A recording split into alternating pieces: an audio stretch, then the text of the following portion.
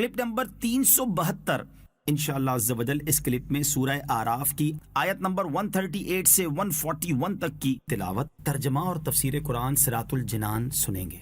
بسم اللہ الرحمن الرحیم۔ اللہ کے نام سے شروع جو نہایت مہربان رحمت والا ہے۔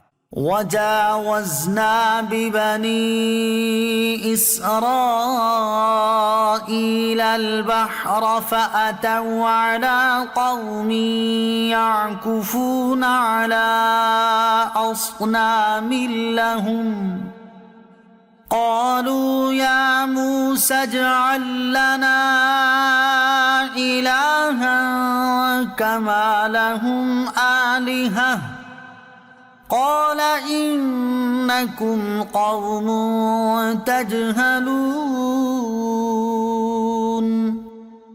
إن هؤلاء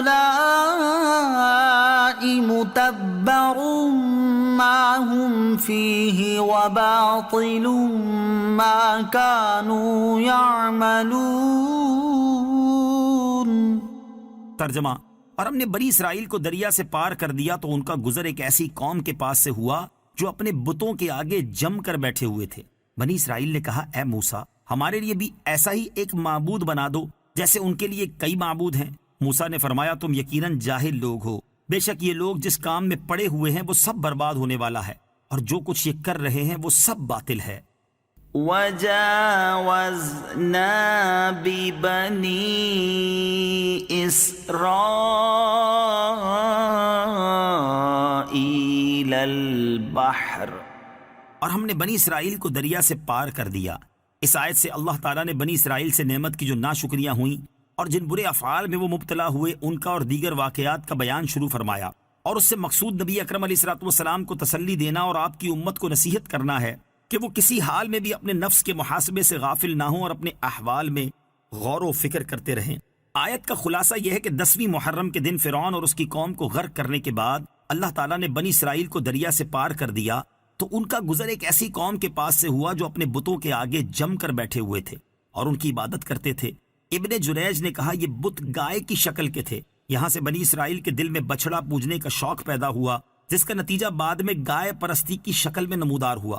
ان کو دیکھ کر بنی اسرائیل نے حضرت موسیٰ علیہ الصلوۃ والسلام سے کہا، اے موسیٰ، جس طرح ان کے لیے کئی معبود ہیں جن کی یہ عبادت اور تعظیم کرتے ہیں، ہمارے لیے بھی ایسا ہی ایک معبود بنا دو تاکہ ہم بھی اس کی عبادت کریں اور تعظیم بجا لائیں۔ حضرت موسیٰ علیہ الصلوۃ والسلام نے ان کے مطالبے کو رد کرتے ہوئے فرمایا، بے شک تم جاہل لوگ ہو کہ اتنی نشانیاں دیکھ کر بھی نہ سمجھے کہ اللہ عز و جل واحد ہے، اس کا کوئی شریک نہیں اور اس کے سوا کسی کی عبادت جائز نہیں۔ نوٹ، یاد رہے کہ حضرت موسیٰ علیہ الصلوۃ والسلام سے یہ عرض سارے بنی اسرائیل نے نہ کی تھی، کیونکہ ان میں حضرت ہارون علیہ الصلوۃ والسلام اور دیگر بزرگ اولیاء اللہ رحمت اللہ تعالی علیہم بھی تھے، بلکہ ان لوگوں نے کی تھی جو ابھی تک راسخ الایمان نہ ہوئے تھے۔ إن هؤلاء،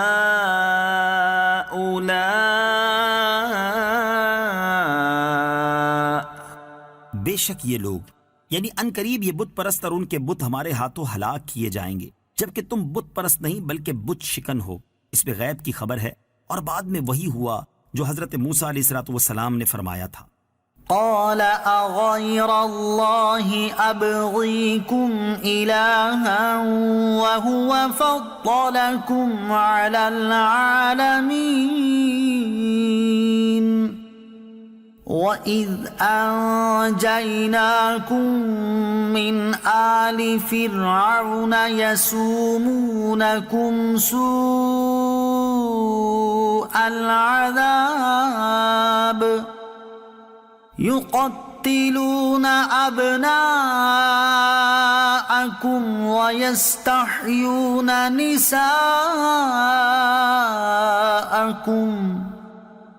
وَفِي ذَلِكُمْ بَلَاءٌ مِّن رَّبِّكُمْ عَظِيمٌ۔ ترجمہ، موسیٰ نے فرمایا، کیا تمہارے لیے اللہ کے سوا کوئی اور معبود تلاش کروں، حالانکہ اس نے تمہیں سارے جہان والوں پر فضیلت عطا فرمائی ہے۔